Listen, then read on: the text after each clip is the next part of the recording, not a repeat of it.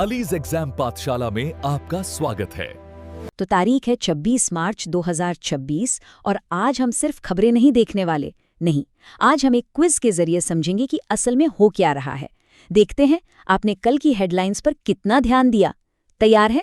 चलिए शुरू करते हैं। तो कितने तैयार हैं आप? देखिए, ये कोई स्कूल का एग्जाम नहीं है, ये तो बस एक तरीका है आज की जो सबसे बड़ी, सबसे पेचीदा खबरें हैं ना, उनके तह तक जाने का, समझने का कि आखिर ये सब हो क्यों रहा है। तो हमारा पहला सवाल एक ऐसे कानून के बारे में है जो भारत में पर्सनल लॉज और ट्रेडिशंस को मतलब पूरी तरह से बदल सकता है। इस पर न दशकों से बहस चल रही थी और अब ये हकीकत बन रहा है। तो सवाल स्क्रीन पर है। मार्च 2026 में वो कौन सा राज्य था जो यूनिफॉर्म सिविल कोड यानी यूसीसी बिल पास करने वाला भारत का दूसरा राज्य बना? पहला तो उत्तराखंड था, यह हम जानते हैं। तो दूसरा कौन? गोवा, उत्तराखंड, गुजरात या फिर उत्तर प्रदेश? क्या लगता है?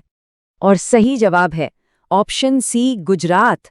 जी हाँ, 24 मार्च को गुजरात विधानसभा में करीब 7 घंटे तक बहस चली और उसके बाद ये बिल पास हो गया। और इसके साथ ही उत्तराखंड के बाद गुजरात ऐसा करने वाला देश का दूसरा राज्य बन गया। अच्छा, ये समझना बहुत जरूरी है कि यूसीसी आखिर है क्या और क्या नहीं है। जैसा आप देख सकते हैं, ये क्रिमिनल केस को हाथ भी नहीं लगाता। मतलब मर्डर, चोरी, इन सब के लिए तो पहले से ही सबके लिए एक ही कानून है, राइट? यूसीसी का असली खेल है सिविल मामलों में। शादी, तलाक, विरासत, गोद लेना, ये वो एरिया है जहां अब तक अलग अलग धर्मों के अपने पर्सनल लॉज चलते थे। गुजरात का यह कदम इन सबको एक कानून के दायरे में लाने की कोशिश है और ये एक बहुत बड़ा बदलाव है। और हाँ, ये आइडिया कोई नया नहीं है। ये तो हमारे संविधान बनाने वालों के दिमाग में भी था। आर्टिकल 44 साफ साफ कहता है कि सरकार को पूरे देश के लिए एक जैसा सिविल कोड बनाने की कोशिश करनी चाहिए। तो गुजरात का ये कदम आप कह सकते हैं सिर्फ एक नया कानून नहीं, बल्कि एक पुराने संवैधानिक सपने को पूरा करने की तरफ एक बड़ा कदम है। चलिए अब देश की सीमाओं से बाहर निकलते हैं और नजर डालते हैं खाड़ी देशों पर। वहां एक ऐसा संकट गहरा रहा है जिसकी लहरें पूरी दुनिया महसूस कर रही है और भारत इस तूफान के बिल्कुल सेंटर में है। तो सवाल ये है कि वेस्ट एशिया में जो क्राइसिस चल रहा है उससे निपटने के लिए भारत सरकार ने कितनी एम्पावर्ड कमिटीज बनाई। देखिए, ये जो नंबर है ना, ये बताता है कि सरकार इस खतरे को कितना सीरियसली ले रही है। क्या लगता है, 3, 5, 7 या 9? अगर आपका जवाब था 7 तो आप बिल्कुल सही हैं। 7 कमेटियां। और ये सिर्फ एक रैंडम नंबर नहीं है, ये एक सोचा समझा पूरी तरह से ऑर्गेनाइज्ड प्लान है। तो ये सारी चीजें आपस में जुड़ी कैसे हैं? देखिए, ये एक चेन रिएक्शन की तरह है। कहानी शुरू होती है ईरान इजराइल के बढ़ते तनाव से। इसकी वजह से हॉर्मोज स्ट्रेट में, जो दुनिया का सबसे जरूरी ऑयल रूट है, वहां रुकावट आती है। और जैसे ही ऐसा होता है, पूरी दुनिया की तेल और गैस सप्लाई पर खतरा मंडराने लगता है। भारत के लिए इसका मतलब क्या है? हमारी एनर्जी सिक्योरिटी और हमारी इकोनॉमी पर सीधी चोट। और इसीलिए वो 7 कमेटियां इतनी जरूरी हैं। वो इस चेन रिएक्शन का सीधा जवाब हैं। और ये कोई कागजी कमेटियां नहीं है, हर एक का काम बिल्कुल क्लियर है। एक कमेटी है जिसे विक्रम मिश्री हेड कर रहे हैं, वो डिफेंस और फॉरेन अफेयर्स देख रही है। दूसरी नीरज मित्तल के अंडर ये पक्का कर रही है कि देश में पेट्रोल, डीजल और एलपीजी की सप्लाई में कोई कमी ना आए। मतलब ये क्राइसिस मैनेजमेंट का एक बहुत ही फोकस्ड तरीका है।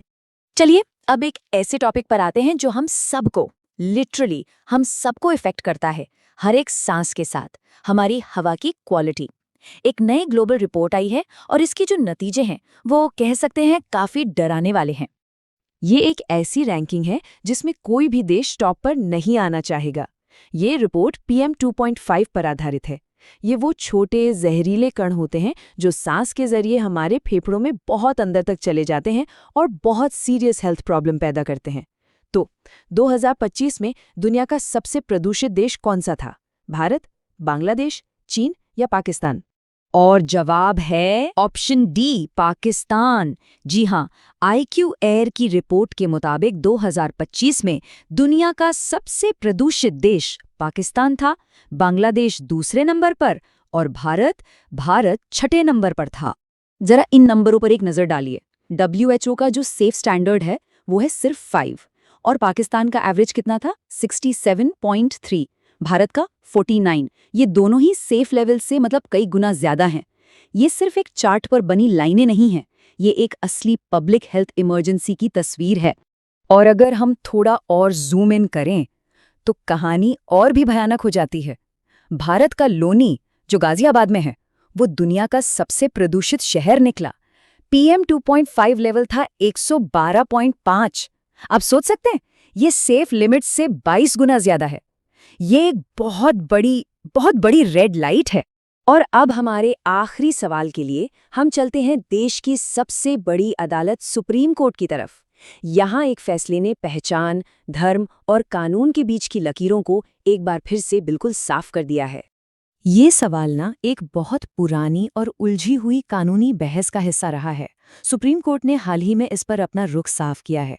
तो आपका जवाब क्या है? अनुसूचित जाति यानी SC का स्टेटस किन धर्मों के लोगों तक ही सीमित है? और सही जवाब है ऑप्शन सी, हिंदू, सिख और बौद्ध धर्म।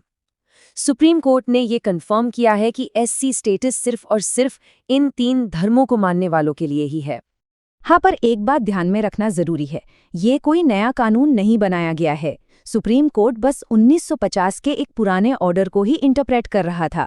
और उनका फैसला क्या था कि अगर कोई व्यक्ति जो SC कैटेगरी से है, वो हिंदू, सिख या बौद्ध धर्म छोड़कर कोई और धर्म अपनाता है, जैसे इस्लाम या ईसाई धर्म, तो वो अपना SC स्टेटस खो देगा। और ये पूरा मामला आंध्र प्रदेश के 2021 के एक केस की वजह से फिर से सुर्खियों में आया। तो आपका फाइनल स्कोर क्या रहा? खैर, स्कोर जो भी हो, जरूरी यह है कि हमें ये खबरें याद रहें। चलिए एक बार फटाफट से आज की जरूरी बातों को दोहरा लेते हैं। तो ये थी आज की 4 बड़ी कहानियां। पहला, गुजरात UCC बिल पास करने वाला दूसरा राज्य बना। दूसरा, भारत ने वेस्ट एशिया संकट से निपटने के लिए 7 कमेटियां बनाई। तीसरा, IQAir की रिपोर्ट ने पाकिस्तान को दुनिया का सबसे प्रदूषित देश बताया। और चौथा, सुप्रीम कोर्ट ने साफ किया कि SC स्टेटस सिर्फ हिंदू, सिख और बौद्धों तक ही सीमित है। सोचिए, ये तो सिर्फ एक दिन की खबरें थी, लेकिन हर हेडलाइन के पीछे कई और कहानियां होती हैं जो धीरे धीरे शक्ल ले रही होती हैं। तो सवाल ये है कि इन सुर्खियों के परे वो कौन सी बड़ी कहानियां हैं जो अभी हमारी नज़रों से छिपी हुई हैं? इस पर जरूर सोचिएगा। हमारे साथ जुड़ने के लिए शुक्रिया।